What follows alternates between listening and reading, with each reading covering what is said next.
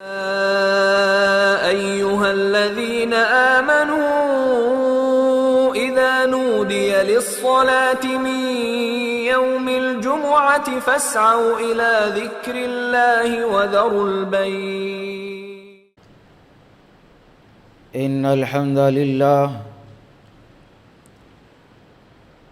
نحمده ونستعينه ونستغفره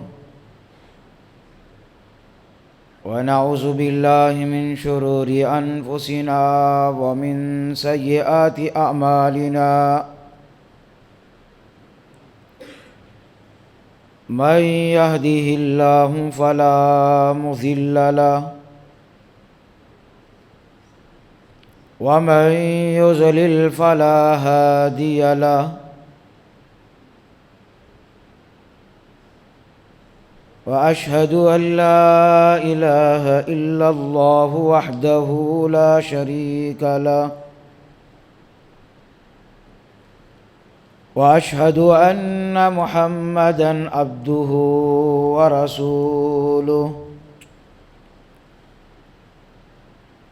أما بعد فإن خير الحديث كتاب الله وخير الهدي هدي محمد صلى الله عليه وسلم وشر الأمور محدثاتها وكل محدثة بدعة وكل بدعة ضلالة وكل ضلالة في النار. فأعوذ بالله السميع العليم من الشيطان الرجيم. بسم الله الرحمن الرحيم. يا أيها الناس اتقوا ربكم الذي خلقكم من نفس واحدة وخلق منها زوجها وبث منهما رجالا كثيرا ونساء واتقوا الله الذي تساءلون به والأرحام إن الله كان عليكم رقيبا. وقال تعالى: يا أيها الذين آمنوا اتقوا الله حق تقاته ولا تموتن إلا وأنتم مسلمون. وقال تعالى: يا أيها الذين آمنوا اتقوا الله وقولوا قولا سديدا يصلح لكم أعمالكم ويغفر لكم ذنوبكم ومن يطع الله ورسوله فقد فاز فوزا عظيما.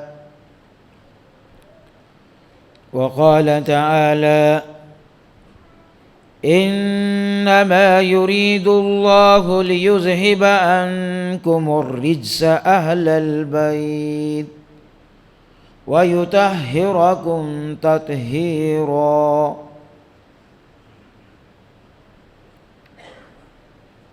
تمام تعریفیں رب ذوالجلال کے لیے لائق ہیں، جو خالق ہے، مالک ہے، رازق ہے اور فعال لما یرید ہے۔ وہ جو چاہتا ہے کرتا ہے، اس کے لیے کوئی قانون قاعدہ نہیں ہے۔ اور جو بھی قوانین ہے وہ سب انسانوں کے لیے ہیں، ان کی رہنمائی اور رہبری کے لیے ہر دور میں ہر قوم میں ایک نبی اور رسول کو بھیجا، اور آخری نبی محمد الرسول اللہ صلی اللہ علیہ وبارک وسلم کو نبی اور رسول بنا کر بھیجا۔ درود و سلام ہو نبیوں کے سردار سرور کائنات خاتم النبیین والمرسلین احمد مجتبیٰ محمد مصطفیٰ صلی اللہ علیہ وبارک وسلم ہے۔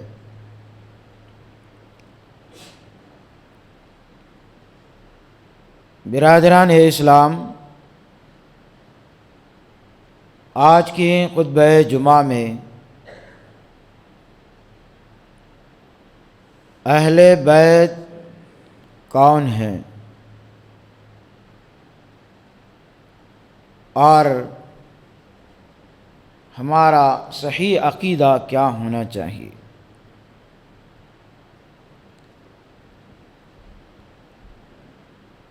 اسلام کی بنیاد عقیدے پر ہے۔ عقیدہ اگر درست ہے تو سارے اعمال درست ہیں، اگر عقیدہ درست نہیں ہے تو پھر ہمارے سارے کیے ہوئے اعمال عکارت ہیں۔ آئیے عزیزان گرامی،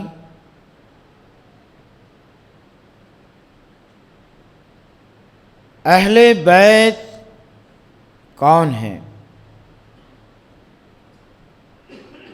اہل السنہ والجماعہ کا صحیح عقیدہ یہ ہے،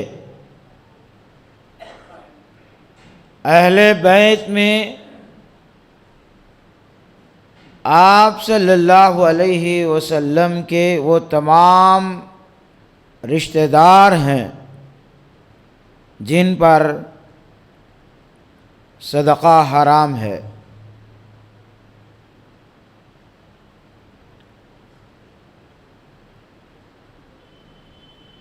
اہل بیت میں پہلے درجے میں اگر شامل ہے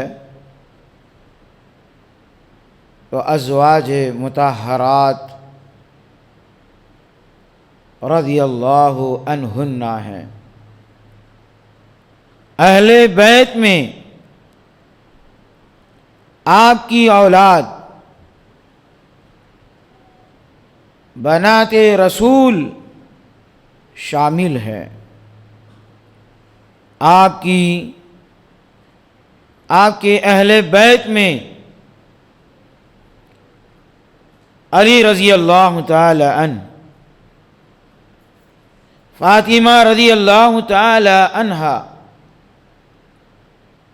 حضرت حسن و حسین رضی اللہ تعالی عنہما وغیرہ شامل ہے۔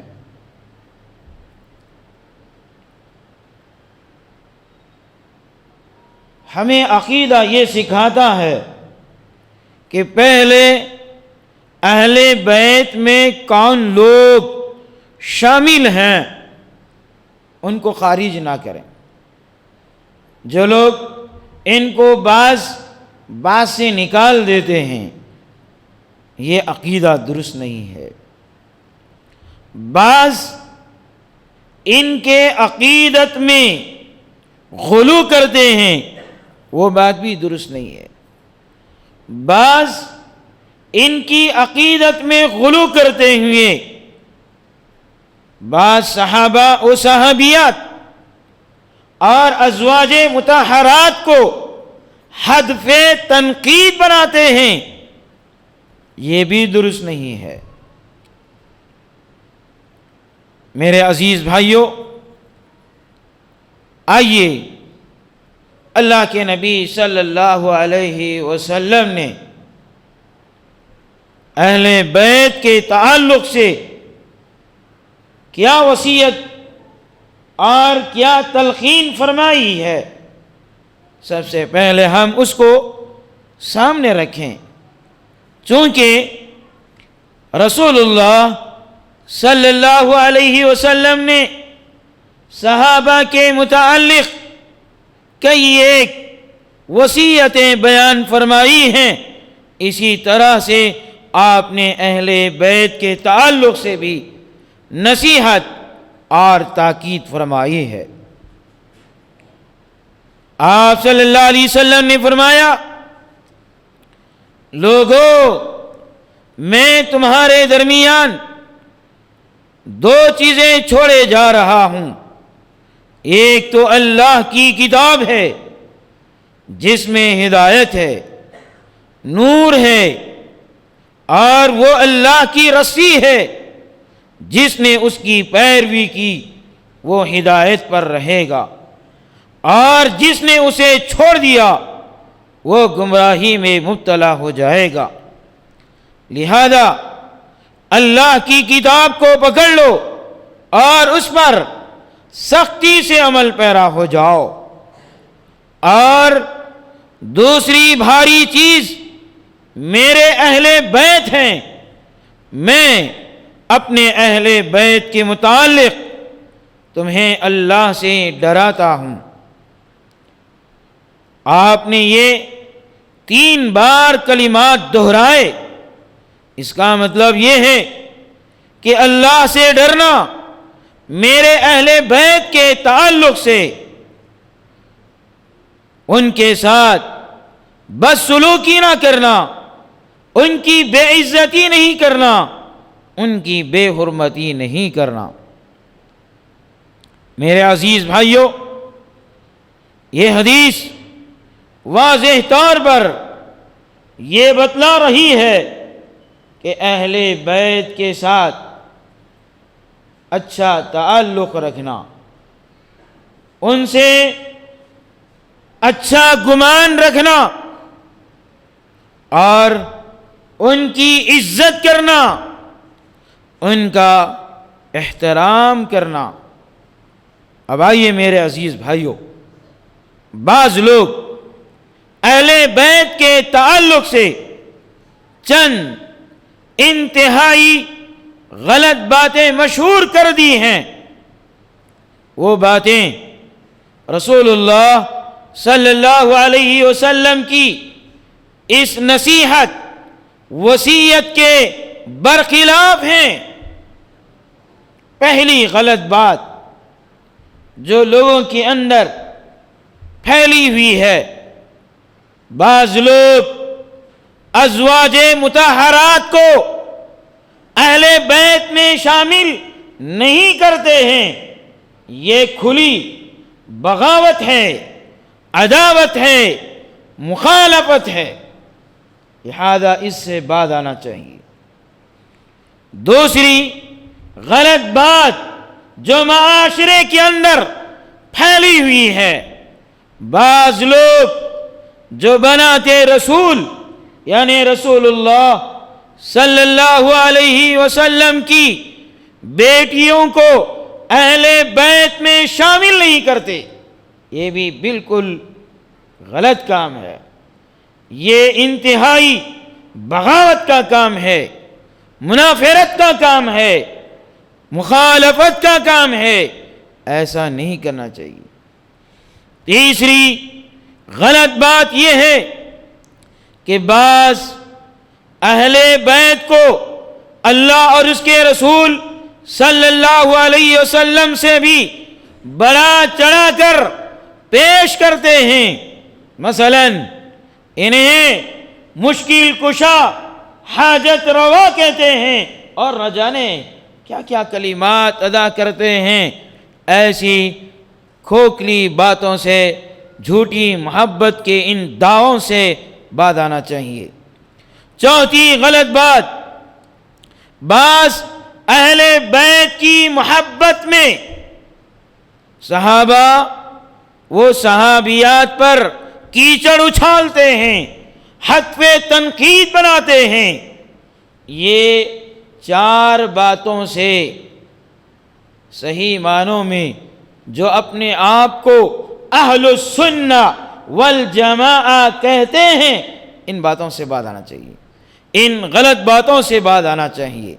صحیح عقیدہ یہ ہے کہ پہلی چیز اہل بیت میں ازواج مطہرات شامل ہیں، دوسری بات یہ ہے بنات رسول بھی شامل ہیں، تیسری بات یہ ہے کہ صحیح عقیدہ یہ ہے کہ اہل بیت کی محبت میں اللہ اور اس کے رسول صلی اللہ علیہ وسلم سے بھی بڑھ چڑھ کر باتیں پیش نہیں کرنا چاہیے۔ چوتھی صحیح بات یہ ہے کہ صحابہ کرام کو ان کی محبت کا دعویٰ کرتے ہوئے حق پہ تنقید نہیں بنانا چاہیے۔ پہلی بات جو میں آپ کو بتانے چلا ہوں، بعض لوگ جو ازواج مطہرات کو اہل بیت میں شامل نہیں کرتے، ان کے یہ دعوے ڈھکوسلے ہیں۔ قرآن کریم احادیث صحیحہ سے یہ بات معلوم ہوتی ہے اہل بیت میں ازواج مطہرات شامل ہیں۔ آئیے اب قرآن کریم سے احادیث صحیحہ سے اس کے دلائل ملاحظہ فرمائیں۔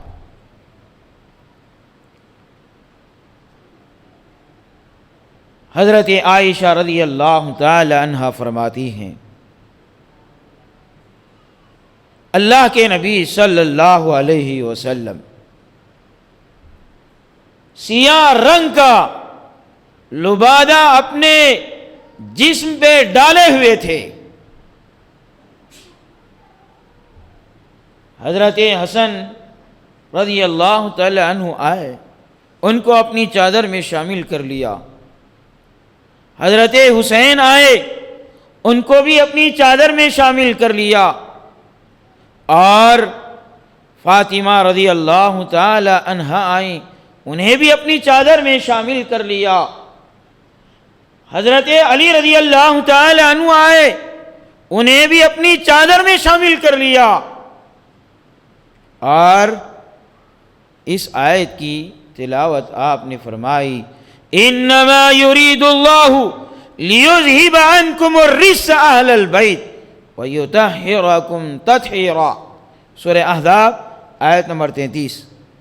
جہاں یہ اہل بیت میں شامل ہیں، وہیں ازواج مطہرات بھی اہل بیت میں شامل ہیں۔ دیکھیے اس سلسلے میں بہت ساری روایات ہیں۔ ایک اور روایت میں نص صریح کے ساتھ واضح دلیل ہے کہ جب یہ آیت نازل ہوئی ندو ابناءنا و ابناؤکم، تو آپ صلی اللہ علیہ وسلم نے ازواج مطہرات کو اس میں شامل فرمایا۔ دوسری دلیل یہ ہے، سورہ ہود میں رب تعالی نے ابراہیم علیہ السلام کی بیوی کے لیے اہل بیت کا لفظ بولا، فرمایا قالوا اتعجبین من امر اللہ رحمت اللہ وبرکاتہ علیکم اہل البیت انہ حمید مجید، سورہ ہود آیت نمبر 73۔ اس آیت میں اس بات کا ذکر ہے کہ کیا تم اللہ کے حکم پر تعجب کرتی ہو؟ اللہ کی رحمت اور اس کی برکات تم پر ہو اے اہل بیت، یعنی بیوی کو اہل بیت میں شامل فرمایا۔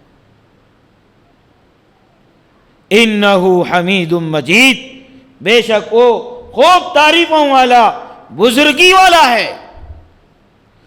یہ آیت بھی یہ بتلا رہی ہے کہ ابراہیم علیہ السلام کی جو ازواج تھیں ان کے لیے بھی قرآن میں اہل بیت کا لفظ استعمال ہوا، اور رسول اللہ صلی اللہ علیہ وسلم کی ازواج مطہرات کے لیے بھی اہل بیت کا لفظ استعمال ہوا، جو سورہ احزاب آیت نمبر 73 ہے۔ انما یرید اللہ لیذہب عنکم الرجس اہل البیت ویطہرکم تطہیرا۔ میرے عزیز بھائیو، ابتدائے اسلام میں اور گزشتہ شریعتوں میں کافرہ اور مشرکہ عورتوں سے نکاح کرنا جائز تھا، لیکن اللہ تعالی نے انبیاء کرام کو اس سے محفوظ فرما لیا۔ رسول اللہ صلی اللہ علیہ وسلم کی جو ازواج مطہرات تھیں وہ مومنات تھیں، صالحات تھیں، مسلمات تھیں، طیبات تھیں، طاہرات اور مطہرات تھیں۔ سبحان اللہ، جب ان کے یہ اوصاف تھے تو ان کے بعض ازواج مطہرات پہ تہمت لگانا یہ انتہائی اپنے ایمان کو ہاتھ سے دھو بیٹھنا ہے۔ میرے عزیز بھائیو، تیسری دلیل کہ اہل بیت میں ازواج مطہرات شامل ہیں، صحیح بخاری کی حدیث ہے، جب رسول اللہ صلی اللہ علیہ وسلم نے زینب بنت جحش رضی اللہ تعالی عنہا سے نکاح کیا تو دوسرے دن رسول اللہ صلی اللہ علیہ وسلم تمام ازواج مطہرات کے پاس گئے اور ہر بیوی کو اس طرح سے سلام کیا، السلام علیکم اہل البیت ورحمت اللہ۔ اے اہل بیت، تم پر اللہ کی سلامتی ہو، اللہ کی رحمت ہو۔ ازواج مطہرات وہ جن پر اللہ کی سلامتی، اللہ کی رحمتیں ہیں، اور ایسی ازواج مطہرات کو ہدف تنقید بنانا، وہ بھی ایسے جن کا قرن، جن کا دور بہترین دور نہیں، اور اس میں بہترین دور، بہترین لوگ جنہوں نے اس میں شامل کر لیا اہل بیت کے تعلق سے صحابہ کرام رضوان اللہ علیہم اجمعین کا موقف کہ ازواج مطہرات شامل ہے، اور اس گئے گزرے دور میں اور ایسے لوگ جن کا ایمان متزلزل، اور ایسے لوگ ان کے بارے میں ایسی بڑی بڑی باتیں کہنا، حضرت عائشہ رضی اللہ تعالی عنہا اور دیگر ازواج مطہرات کے تعلق سے نعوذ باللہ۔ آج کے خطبہ جمعہ میں اسی لیے اس موضوع کا انتخاب کیا ہے کہ ماہ محرم کے اس ماہ میں لوگ ان اہل بیت کا کھوکھلا دعویٰ کرتے ہوئے اہل بیت کے سلسلے میں ازواج مطہرات کو شامل نہیں کرتے، اور ان کے متعلق اپنا بغض اور عناد کا اظہار کرتے ہیں، خفوات بکتے ہیں تاکہ وہ باز آئیں۔ ہو سکتا ہے وہ جہالت کی وجہ سے کہہ رہے ہوں گے۔ ہمارا یہ پیغام کہ قرآن کریم، احادیث صحیحہ، صحابہ کرام رضوان اللہ علیہ اجمعین کے ان تمام بیانات سے یہ بات شامل ہے کہ ازواج مطہرات اہل بیت میں شامل ہیں، ان کی عزت، ان کا احترام کرنا ایمان میں شامل ہے۔ آئیے میرے عزیز بھائیو، چوتھی دلیل کہ اہل بیت میں ازواج مطہرات شامل ہیں، صحیح بخاری کی روایت ہے، جب عائشہ صدیقہ رضی اللہ تعالی عنہا پر تہمت لگائی گئی تو آپ صلی اللہ علیہ وسلم نے فرمایا، لوگو تم میں سے کون میرا ساتھ دینے کے لیے تیار ہے؟ جو میرے اہل بیت کے سلسلے میں مجھے اذیت دی ہے۔ اللہ اکبر۔ صحیح بخاری کی حدیث سے بات معلوم ہوتی ہے کہ عائشہ صدیقہ پہ تہمت لگانے پر آپ نے کہا کون ہے جو میرا ساتھ دے، اہل بیت میں سے مجھے اذیت جو دی ہے اس میں میرا تعاون کرے کہ اذیت سے باز آئے ہو۔ تو اس سے بھی یہ بات واضح ہوتی ہے عائشہ صدیقہ رضی اللہ تعالی عنہا اہل بیت میں شامل ہیں۔ پانچویں دلیل یہ ہے کہ رسول اللہ صلی اللہ علیہ وسلم نے ایک موقع پر ازواج مطہرات سے مزاج پرسی یوں کی، کیف انتم یا اہل البیت، بیویوں سے آپ نے کیا پوچھا؟ اے اہل بیت تمہارا حال چال کیسا ہے؟ تو اس حدیث سے بھی یہ واضح ہوتی ہے کہ اہل بیت میں ازواج مطہرات شامل ہیں۔ چھٹویں بات یہ ہے اہل بیت کا معنی گھر والے۔ گھر والوں سے مراد کون ہوتے ہیں؟ سب سے پہلی چیز اپنی بیوی شامل ہوتی ہے، اور اہل بیت میں ان کے گھر والوں میں وہ سب افراد آتے ہیں، بیوی بھی آتے ہیں، بیویاں بھی آتی ہیں، اور ان کے اولاد بھی آتی ہے۔ تو لہذا ہم سب سے پہلے یہ عقیدے کو درست کر لیں کہ اہل بیت میں ازواج مطہرات شامل ہیں۔ جو شامل نہیں کرتا ہے وہ بدعقیدہ ہے۔ کیوں؟ قرآن کی ان آیات اور احادیث صحیحہ سے اس کا عقیدہ ٹکرا رہا ہے، اس کو اپنے عقیدے کو درست کرنے کی ضرورت ہے۔ آئیے میرے عزیز بھائیوں، بنات رسول بھی اس میں شامل ہے، اور بھی جو میں نے آپ کے سامنے ذکر کی ہیں کہ رسول اللہ صلی اللہ علیہ وسلم نے جہاں فاطمہ رضی اللہ تعالی عنہ، علی رضی اللہ تعالی عنہ اور حضرت حسن و حسین رضی اللہ تعالی عنہما کو بھی شامل کیا، وہ بھی اہل بیت میں شامل ہیں۔ ایک اور بات میں آپ کو بتانے چلا ہوں، جہاں ہم محبت میں، عقیدت میں باتیں کہتے ہیں وہاں غلو سے بچنا چاہیے۔